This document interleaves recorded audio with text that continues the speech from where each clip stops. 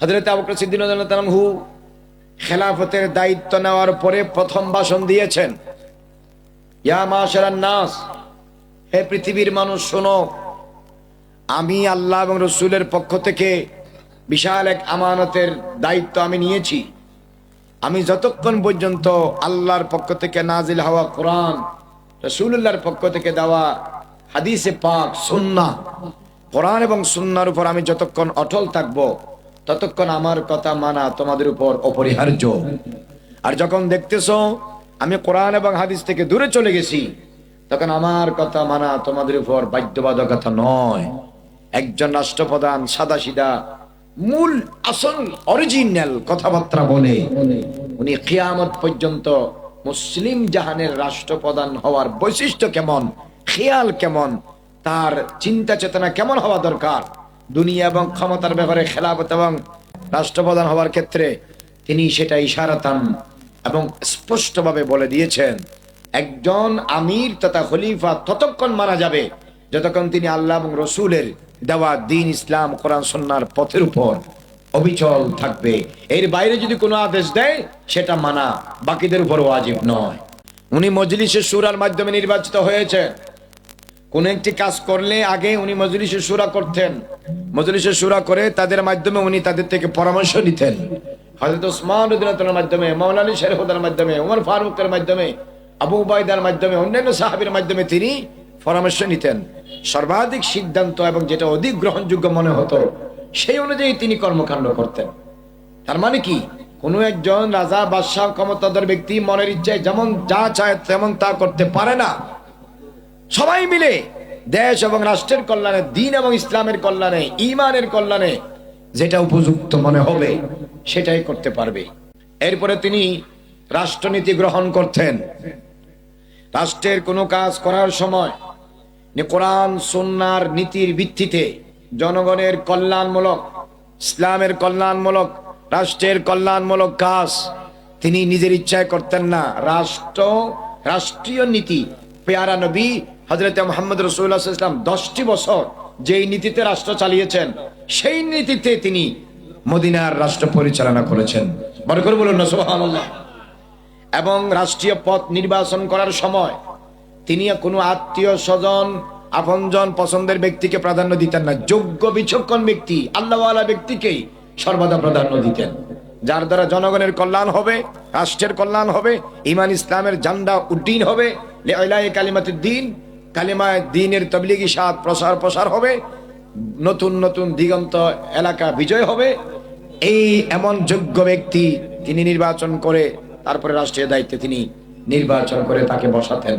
এরপরে হযরত সাইয়েদনা আবু বকর সিদ্দিক রাদিয়াল্লাহু তাআলা আনহু যখন খেলাফতের দায়িত্ব নিলেন তখন বড় বড় 3-4টা সমস্যা দেখা দেয়। এক নম্বর হলো বিদ্রোহীদের সমস্যা। বিদ্রোহী কেমন? তারা আমার নবীর ইন্তেকালের পরে চিন্তা করলো এখন তার ইসলাম ধর্ম আর আগের মতো নাই। যিনি এতদিন ধর্ম প্রচার করছে তিনি তো এখন দুনিয়া থেকে কি চলে গিয়েছে, সুতরাং এখন আর উনিও নাই, উনার ধর্ম পালন করার দরকারও নাই। নাউজুবিল্লাহ বলেন। দলে দলে মদিনার, মক্কার আশেপাশের বিভিন্ন গোত্র, ইহুদি, খ্রিস্টান, নাসারা এবং শয়তানের ফাঁদে পড়ে এবং বিভিন্ন ধর্ম বিরোধী গোষ্ঠী আছে না ছোট ছোট, এরা তখনও ছিল, আমার নবীর আমলেও ছিল, এদের ফাঁদে পড়ে এরা ইসলাম ধর্ম ত্যাগ করে ফেলেছে, মুরতাদ হয়ে গেছে। 10,000-এরও বেশি মানুষ দলে দলে মুরতাদ হয়ে গেছে। এদিকে পারস্যদের বিরুদ্ধে যুদ্ধ করার জন্য হযরত আবু বকর সিদ্দিক রাদিয়াল্লাহু তাআলা আনহু উসামা রাদিয়াল্লাহু তাআলা আনহুকে পাঠালেন। উসামা রাদিয়াল্লাহু তাআলা আনহুকে পাঠালেন। পাঠানোর পরে এরা মদিনার আশেপাশে জড়ো হলো যে মদিনার বিরুদ্ধে ষড়যন্ত্র করবে, আক্রমণ করবে। কিন্তু হযরত আবু বকর সিদ্দিক রাদিয়াল্লাহু আনহু খবর পাওয়ার পরে মদিনার সাহাবীদেরকে, মানুষদেরকে বললেন, তোমরা প্রস্তুত হও মদিনাকে রক্ষা করার জন্য, রাষ্ট্রকে রক্ষা করার জন্য, ঈমান ইসলামকে রক্ষা করার জন্য তোমরা কি হও, প্রস্তুত হও। সাইয়েদনা আবু বকর সিদ্দিক রাদিয়াল্লাহু তাআলা এই কথা শুনে আশেপাশের বিদ্রোহীরা যারা ধর্মত্যাগ করেছে এরা সতর্ক হয়ে গেছে। বলে এই অবস্থায় যদি পারস্য সরকারের বিরুদ্ধে যুদ্ধ পরিচালনা করার জন্য যদি আবু বকর রাদিয়াল্লাহু তাআলা বাহিনী পাঠাইতে পারে তাহলে আমাদের বিরুদ্ধে তো বাহিনী আরো বড় হবে। এই ভয়ে তারা আর আক্রমণ করলো না। হযরত উসামা রাদিয়াল্লাহু তাআলা আনহু যখন উনি বিজয় পতাকা নিয়ে যখন ফিরে আসলেন, ওনাকে দায়িত্ব দিয়ে, মদিনার দায়িত্ব দিয়ে সেদিন আবু বকর সিদ্দিক রাদিয়াল্লাহু তাআলা নিজেই বাহিনী নিয়ে এই সমস্ত বিদ্রোহীদের বিরুদ্ধে যুদ্ধ ঘোষণা করেছেন, যুদ্ধ পরিচালনা করেছেন। শত শত মুরতাদরা তারা জাহান্নামী হয়েছে, তারা ওখানে মারা গিয়েছে, লাশের স্তূপ হয়ে গেছে। সেদিন আবু বকর সিদ্দিক রাদিয়াল্লাহু তাআলা 1% সার দেয়নি। এক শ্রেণী আছে তারা বলে আমরা যাকাত দিব না, আমরা যখন রাসূলুল্লাহ সাল্লাল্লাহু আলাইহি ওয়াসাল্লাম ছিলেন ওনার কথাই দিয়েছি, এখন উনি নাই, আমরা এগুলো যাকাত তাকাত মানি না, আমরা যাকাত দিব না। হযরত আবু বকর সিদ্দিক রাদিয়াল্লাহু তাআলা কে কেউ কেউ বুঝাতে চেয়েছেন নামাজ পড়লে আর ঈমান আনলে তো হয়ে গেছে, এখানে যাকাত না দিলে অসুবিধা কি? হযরত আবু বকর সিদ্দিক রাদিয়াল্লাহু বলছেন, আল্লাহর কসম করে বলতেছি, নামাজ এবং যাকাতের মাঝখানে যারা আলাদা দৃষ্টি দিয়ে দেখে, পার্থক্য করে, তাদের ইসলামে কোনো সার নাই। উনি যারা যাকাত দিতে অস্বীকার করেছেন তাদের বিরুদ্ধে যুদ্ধ ঘোষণা করেছেন। এরপর আরেকটা বড় সমস্যা হলো বন্ড নবীর দাবিদার ইয়ামামার মধ্যে মুসাইলামা, ইয়ামানের মধ্যে আসওয়াদ আনাসি, এরপরে নজদের মধ্যে বর্তমান যেটা রিয়াদ আছে সৌদি আরবের রিয়াদের আশপাশ এলাকা থেকে তোলাইহা, এরপরে আপনার ইরাক থেকে হলো সাজা। কয়জন হলো?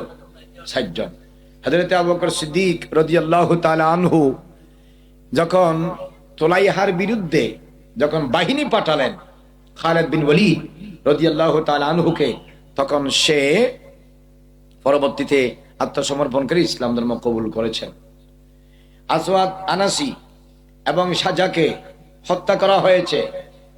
বাকি ইয়ামামার মধ্যে মুসাইলামাতুল কাজ্জাব, সে একটা বাহিনী তৈরি করেছে বিশাল, 40,000-এর বাহিনী। বনু হানিফ গোত্রের মানুষদেরকে নিয়ে বুঝিয়ে সুজিয়ে সাহাবীদের বিরুদ্ধে বিশাল বাহিনী গড়ে তুলেছে।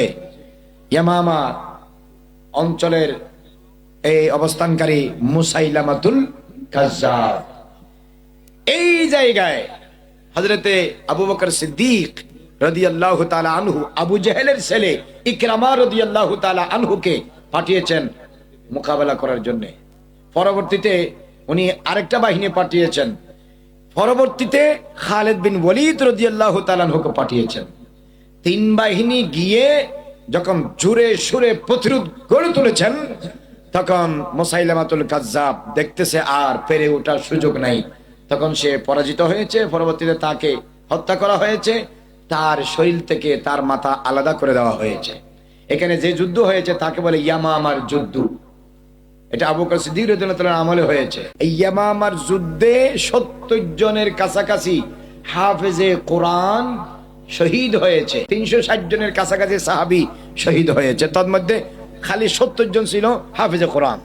তো হযরতে ওমর ফারুক রাদিয়াল্লাহু তাআলা আনহু পরামর্শ দিলেন যে হুজুর, এইভাবে যদি হাফেজে কোরআনরা শহীদ হয়ে যায়, তাহলে এদের সিনার ভিতরে তো কোরআন কবরে চলে যাবে, তাহলে পরবর্তীতে মানুষ কোরআন কেমনে পাবে? তাহলে আপনি একটা কাজ করেন, কাগজে বা কোরআনকে লিপিবদ্ধ করার একটা আয়োজন করেন, কর্মসূচি হাতে নেন। আবু বকর সিদ্দিক বলেছেন, আমি ওই কাজ কেমনে করব যেই কাজ রাসূলুল্লাহ সাল্লাল্লাহু আলাইহি ওয়াসাল্লাম করেনি। তো হযরত ওমর রাদিয়াল্লাহু বললেন, হুজুর পাক সাল্লাল্লাহু আলাইহি ওয়াসাল্লাম করেনি তো কি হয়েছে? আমি বিশ্বাস করি এই কাজ ওয়াল্লাহি খাইর, এই কাজ হলো কল্যাণ, এই মানুষের জন্য, মুসলমানের জন্য, দ্বীনের জন্য, ইসলামের জন্য এর মধ্যে অনেক কল্যাণ রয়েছে। হুজুর পাক সাল্লাল্লাহু আলাইহি ওয়াসাল্লাম না করলেও আমি মনে করি এই কাজ করাতে কোনো অসুবিধা হবে না। কারণ কোরআন শরীফ হাফেজে কোরআনের কোথায় থাকে? সিনাতে। বলেন না কোথায় থাকে? তো হাফেজ যদি একদিন মাসে মাসে বছরে বছরে সবাই মারা যায়, তাহলে জমিনে কোরআন শরীফ কোত্থেকে থাকবে? এই জন্য বলেছেন আপনি কোরআন শরীফ একটি পান্ডুলিপি আকারে, কপি আকারে, বই আকারে একটা লেখার কি করেন, রাষ্ট্রীয়ভাবে ইন্তজাম গ্রহণ করেন। এই কোরআন শরীফ বর্তমান যেটা আমরা পড়ি মাসহাফে ওসমানী, এই কোরআন শরীফ লেখার কর্মসূচি সর্বপ্রথম হাতে নিয়েছিলেন সাইয়েদনা আবু বকর সিদ্দিক রাদিয়াল্লাহু তাআলা আনহু। পৃথিবীর মানুষের জন্য যুগান্তরকারী স্থায়ী মুজিজায়ে রাসূলের একটা বড় যুগান্তরকারী সিদ্ধান্ত, যেটা আজকে আমরা তেলাওয়াত করতেছি আলহামদুলিল্লাহি রাব্বিল আলামিন থেকে মিনাল জিন্নাতি ওয়ান নাস পর্যন্ত। বড় করে বলুন সুবহানাল্লাহ। উনি প্রথমে একটা কপি রেডি করে যায়েদ বিন সাবিত রাদিয়াল্লাহু তাআলাকে দায়িত্ব দিলেন। উনি একটা ফাইনাল কপি রেডি করে পরবর্তীতে এই কপি হযরত ওমর রাদিয়াল্লাহু তাআলার কাছে ছিলেন। হযরত ওমর রাদিয়াল্লাহু তাআলা আনহু 10 বছর খলিফা ছিলেন। ওনার ইন্তেকালের পরে ওনার মেয়ে হাফসার কাছে জমা ছিল। হযরত ওসমান রাদিয়াল্লাহু তাআলা যখন খলিফা হলেন, উনি 12 বছর খলিফা ছিলেন।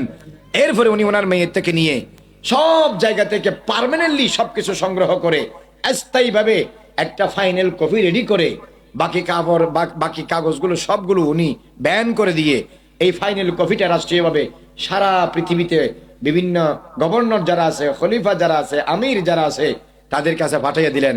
সেই থেকে এই পর্যন্ত কোরআন শরীফ তখন যেরকম ছিল এখনো সেরকম অক্ষত রয়েছে। কিন্তু কাজটা শুরু করেছেন আবু বকর সিদ্দিক রাদিয়াল্লাহু তাআলার আমলে, কাজটা স্থায়ীভাবে শেষ হয়েছে ওসমান যুন্নুরাইনের আমলে। বরকত বলুন না সুবহানাল্লাহ। হযরত ওমর রাদিয়াল্লাহু তাআলা রাষ্ট্রপ্রধান ছিলেন 10 বছর, হযরত ওসমান রাদিয়াল্লাহু ছিলেন কয় বছর? 12 বছর। তো এই তুলনায় ওনারটা মাত্র 2 বছর 3 মাস, অনেক কম। কথা বলেন ঠিক কিনা?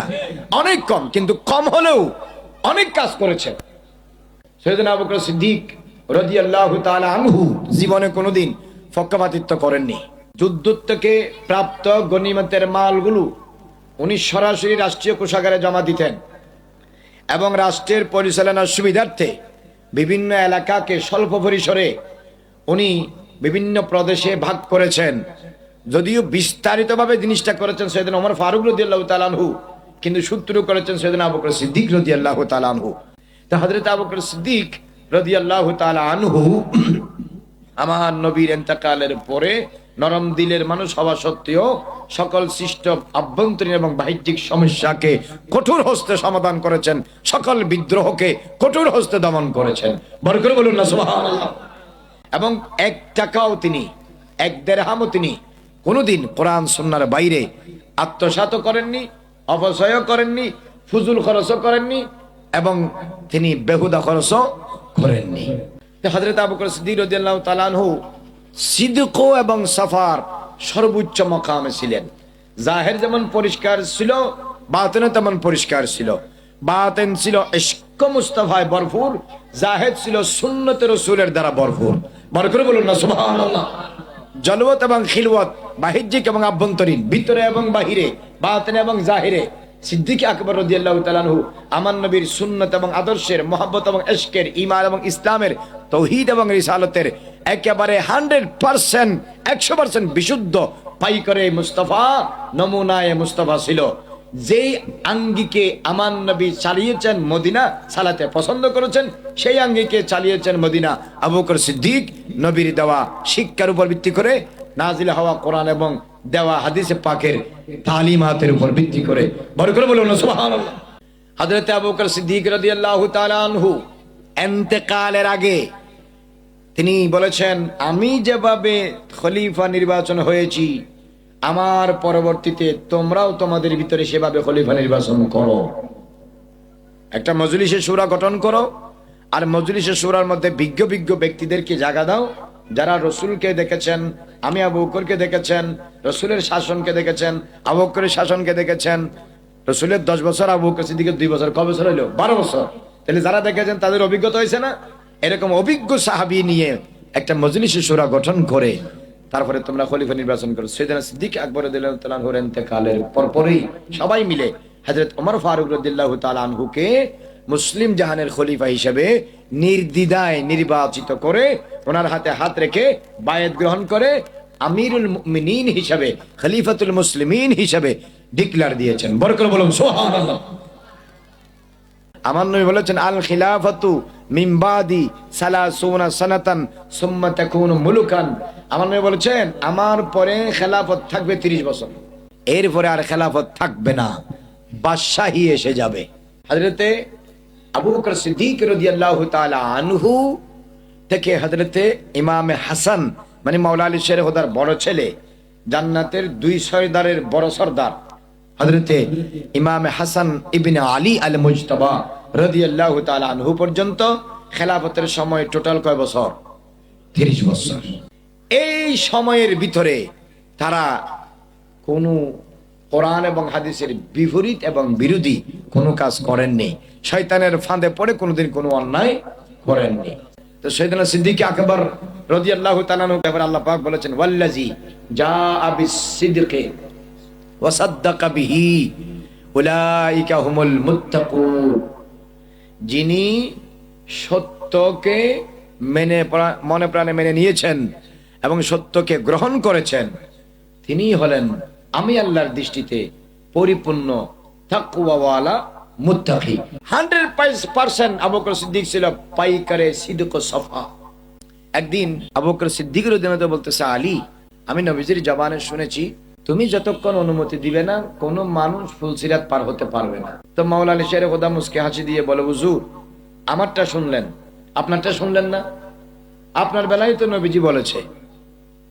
বলে, আমি শুনেছি আলী, যে ইমানদারের অন্তরে আবু বকরের ভালোবাসা নাই, সেই ইমানদারের ফুলসিরাত পার হওয়ার টিকিট তুমি দিও না।